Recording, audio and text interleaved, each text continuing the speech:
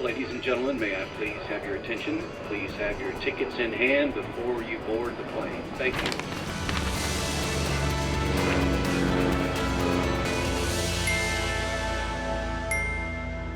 Hello and welcome. I'm Johan Castell and you're watching Wings. On the show today, we ask if tourism can bounce back in Kashmir Valley following the India-Pakistan tension. We highlight what Rajasthan has to offer for wildlife enthusiasts. Also on the show are the Eurovision Song Contest in Switzerland and the iconic Cannes Film Festival in France. Let's start. Now that a ceasefire is in place between India and Pakistan, what is the outlook for tourism in the valley? Let us see what people say about this year's tourism season on the ground.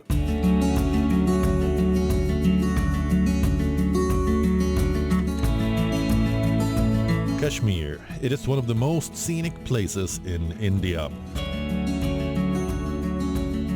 Home to saffron fields, the iconic Dal Lake, and stunning natural landscapes of hills and forests. This region was once a top tourism destination in India. As a year-round destination, it has a lot in store for visitors, from snowboarding and skiing in the winters to trekking, pilgrimages and peaceful boat rides on Dal Lake in the summers. But after the recent tension between India and Pakistan following the terror attack in Pahalgam that saw 26 tourists killed, this year's summer tourism season looks like it's over, just as it was about to begin. The events in Pahalgam on April 22 saw India retaliate with Operation Sindoor, which started on May 7. The tension escalated and led to a ceasefire on May 10, but what has been lost is tourist confidence and trust that the destination is safe and that their bookings will not get cancelled. The tourism sector can be a fragile industry. When confidence and trust are lost, it can take years to rebuild. If you venture Kashmir Valley now, you will likely get hotel rates at rock-bottom prices. But what do local stakeholders in Kashmir have to say about the outlook for this year's tourism season? So eventually, Kashmir, Hindustan ka Taj hai. Everybody wants to visit Kashmir. They will come again and again. Right now, our priority is, how to, make them understand how they will feel safe out here in Kashmir. So I think our government is taking precautionary measures for those things as well. Today, our Civil Aviation Minister, Mr. Naidu, has given a very good statement that we stand for the economy. At the end of the day, economy सबसे ज़्यादा ज़रूरी है और आपको पता है यहाँ जो ये टूरिज़म इंडस्ट्री है इससे डायरेक्टली और indirectly 20 lakh people are involved with this and directly we have 3 lakh employment in this जो हमारे होटल्स में स्टाफ है ये this platform is the biggest this employment generating sector. For many hoteliers, the last few years of stability had seen them invest in expanded operations, only to get devastated by recent events. After the Pahalgam attack, Kashmir's tourism has been massively hit. Around 90% reservations were cancelled by the people who were planning to come to Kashmir. And after the skirmishes and escalation on the line of control and international border between India and Pakistan, there are no tourists right now in Kashmir Valley, and May used to be the peak season of tourism. There were hardly any rooms in hotels or houseboats available at this point of time. But at the moment, everything is empty. Now the traders as well as the hoteliers are planning to go to Delhi to meet the Prime Minister and the Home Minister so that they could appeal the people of the country to come back to Kashmir. Hopefully, tourism will one day return to the beautiful Kashmir Valley. Following the India-Pakistan tension, the Rajasthan Forest Department relocated chicks of the Great Indian Bustard to protect the critically endangered species. But do you know what experiences are in store for those who love wildlife? Let's explore what Rajasthan has to offer.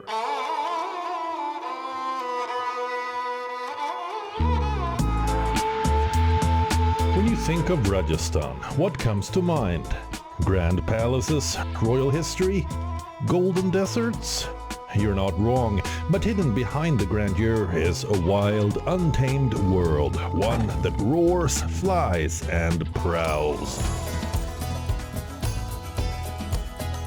Welcome to Wild Rajasthan, a paradise not just for history buffs, but for wildlife lovers seeking the thrill of nature at its rawest.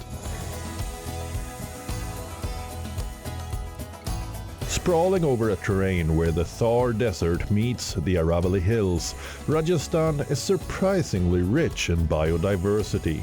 From majestic tigers and elusive leopards to over 360 species of birds, this land offers some of India's most exhilarating wildlife experiences.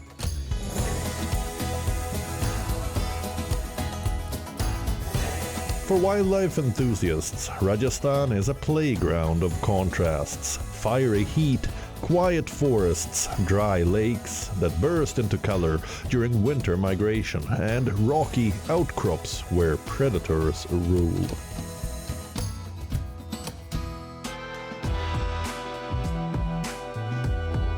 First stop, Ranthambore National Park, once the royal hunting ground of the Maharajas of Jaipur. Today it's one of India's best places to spot the Bengal tiger in the wild. Here, safaris feel like stepping into a storybook. Ancient ruins wrapped in vines, lakes where crocodiles lurk, and sal forests echoing with alarm calls.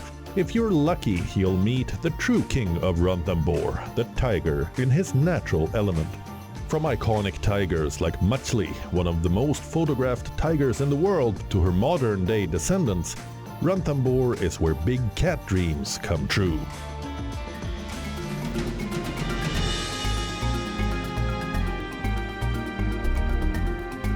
Next, we glide into silence, Keoladeo National Park, a UNESCO World Heritage Site and a dream come true for bird watchers. Once a duck hunting reserve for royals, today it's home to over 360 bird species, including flamingos, pelicans, kingfishers, and rare Siberian cranes. Cycle through its wetlands in the early hours and you'll feel like you've entered nature's cathedral. Every chirp, splash and flutter a part of a living symphony.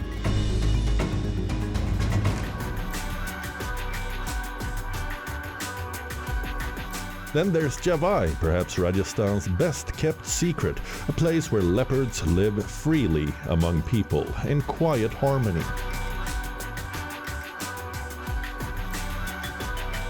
This is not your typical forest safari. Javai's landscape is stark and dramatic. Huge granite boulders, ancient temples, and open skies.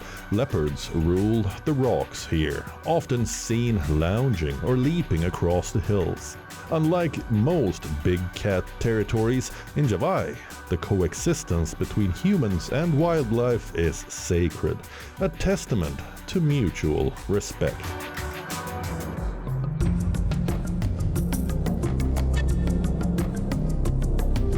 Rajasthan may be a land of kings, but its real royalty lives in the wild. Whether it's a tiger's stealth, a bird's song, or a leopard's silent stare, every moment here tells a story. So pack your binoculars and your sense of wonder. Rajasthan's wild heart is waiting to be explored. And once you hear its call, there's no turning back.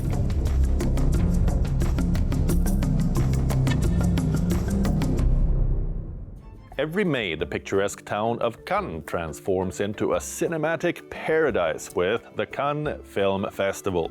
But beyond the red carpet and exclusive premieres, the city comes alive with experiences tourists can soak in. Nestled along the stunning French Riviera, Cannes is more than just a picturesque coastal town. It's a living postcard of elegance, cinema, and sun-soaked indulgence. Cannes is where the world dazzles with its palm-lined promenades, azure Mediterranean waters, and a backdrop of designer boutiques and luxury hotels. But every May, this seaside paradise transforms into the epicenter of global cinema. The Cannes Film Festival, one of the world's most prestigious and exclusive film events, is underway, and it's a spectacle like no other. What began in 1946, in a post-World War spirit of creativity and culture, has evolved into a glitzy celebration of filmmaking excellence.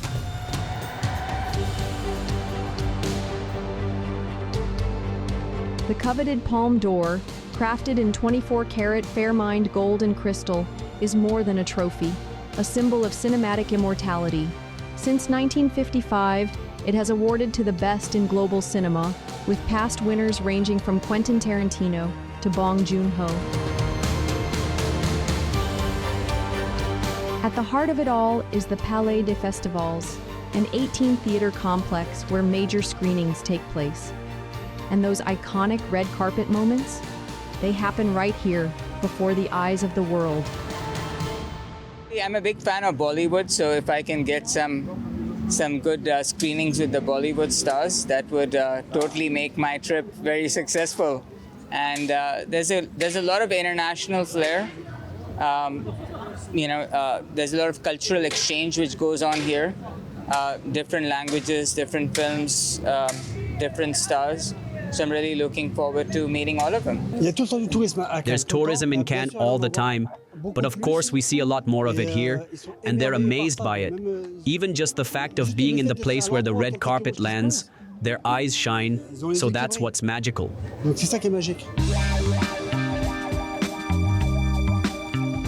Now you may ask, if it's so exclusive, what's in it for tourists? Well, plenty. While accreditation is required to attend official screenings, Cannes offers a slice of the festival magic for everyone. Young cinema lovers can apply for cinephile accreditation, a special pass for those aged 18 to 28, granting access to selected screenings at the Cineum.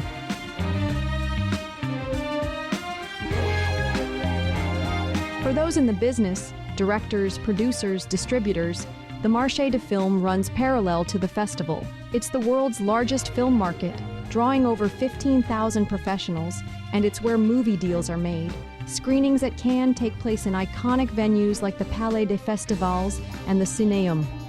Accredited attendees can reserve seats online.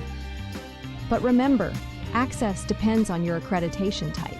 While the 2025 accreditation window has closed, hopefuls can still plan by following updates on the official Cannes website. Here's an interesting tip. One of the best ways to see movies for free is at the open-air screenings at Mace Beach. Grab a picnic blanket and head to the beach for the open-air cinema. Free film screenings under the stars, right opposite the legendary Hotel Majestic. It's the perfect way to experience Cannes' love affair with film. But Cannes isn't only about film. Stroll down La Croisette, the city's legendary promenade with luxury boutiques, waterfront cafes, and a perfect sea breeze. It's where glamour meets leisure, with 2 kilometers of pure elegance and unbeatable people-watching. Need some pampering? Check into iconic hotels like the Carlton Intercontinental or Hotel Martinez. Lounge on private beaches and sip rosé under striped parasols.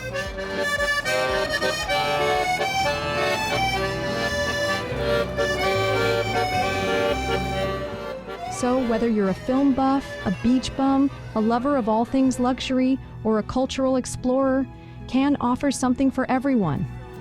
And during the film festival, the magic is dialed up. The Cannes Film Festival runs till May 24th, but the charm of Cannes, well, that lasts all year round. This is my message to you.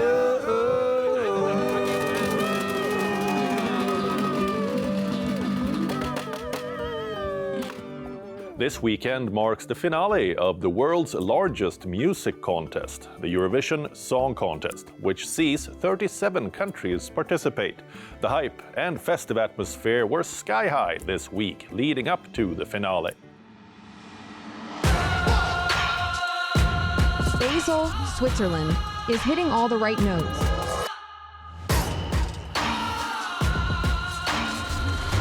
Nestled on the banks of the Rhine, this cultural powerhouse is where medieval charm meets modern flair. Basel is the perfect stage for Eurovision magic with its vibrant art scene, world-class museums, and stunning old town streets.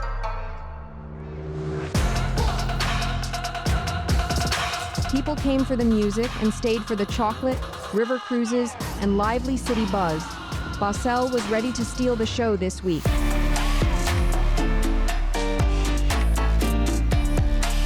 The Eurovision Song Contest lit up Basel last Sunday with a sun-soaked parade, launching a week of festivities ahead of the grand finale.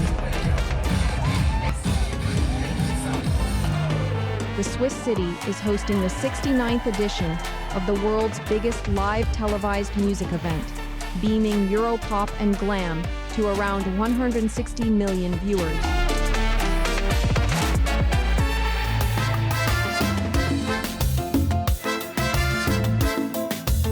Outside Basel's 500-year-old city hall, the 37 competing nations kicked off the party with a turquoise carpet parade, the longest in Eurovision history at 1.3 kilometers. Performers rode vintage trams and buses through crowds of cheering fans under clear skies. Drummers, marching bands, carnival acts, and techno performers added flair as the procession crossed the Rhine and ended at the Eurovision Village.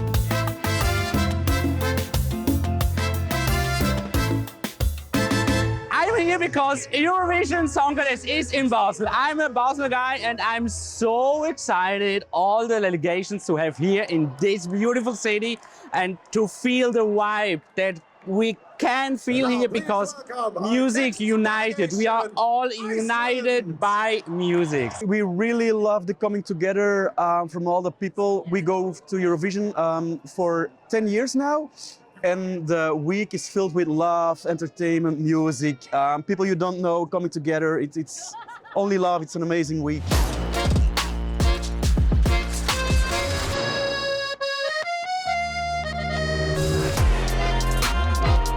Switzerland was the first country to host the Eurovision Song Contest in 1956 in Lugano.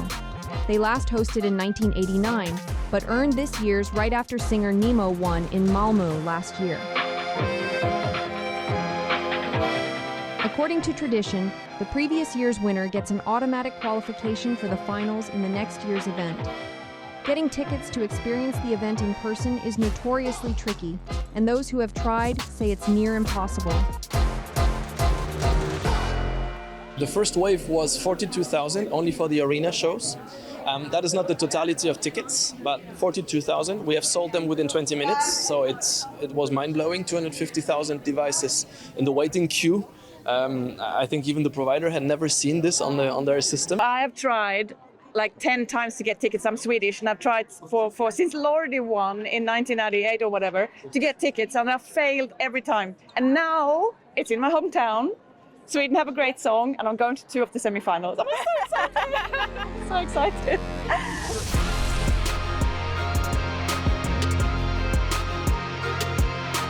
Last week's semi-finals trimmed the field to 26 countries for Saturday's finale at Basel's St. Jakobshalle. Ahead of the event, Sweden's KAJ led the betting with a quirky sauna-themed song, while Austria's JJ followed closely with Wasted Love. France, Israel, Belgium, the Netherlands, and Finland were also in the running.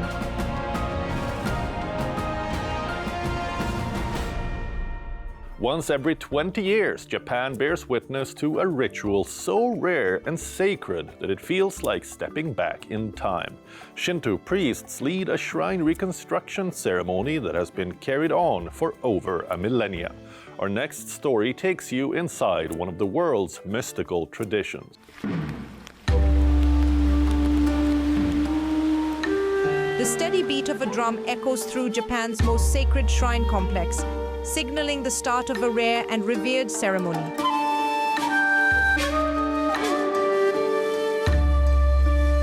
Known as Yamaguchi Sai, this ritual takes place within Ise-jingu.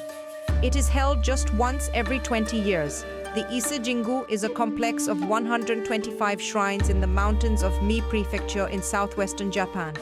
The priests begin a spiritual plea, requesting permission from the mountain deity to enter the sacred forest and gather timber. This wood, once blessed, will be used to rebuild the shrines, setting in motion its 63rd cycle of the reconstruction process known as Shikinen Sengu. Every structure, 125 in total, will be carefully dismantled and rebuilt using the same ancient techniques passed down over 1,300 years, with no modern materials used. For visitors and locals, witnessing this ceremony is a once-in-a-lifetime moment.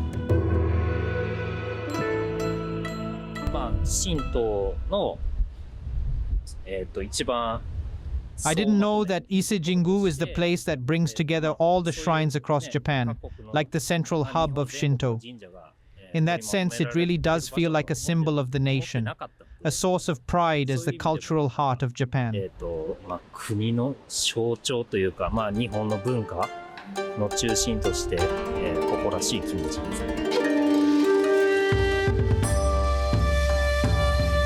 The inner shrine, dedicated to the sun goddess Amaterasu, is considered the most sacred in the country. Central to Shikinen Sengu is the ritual transfer of divine objects, like the Yata no Kagami, a holy mirror believed to hold the deity's spirit.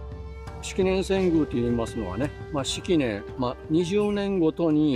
Sengu refers to the ritual transfer that takes place every 20 years, where the sacred object of worship in the shrine is relocated. These sacred objects are revered and enshrined for 20 years, and then, in a process called Shikinen Sengu, they are ceremonially transferred from the old shrine building to a newly constructed one.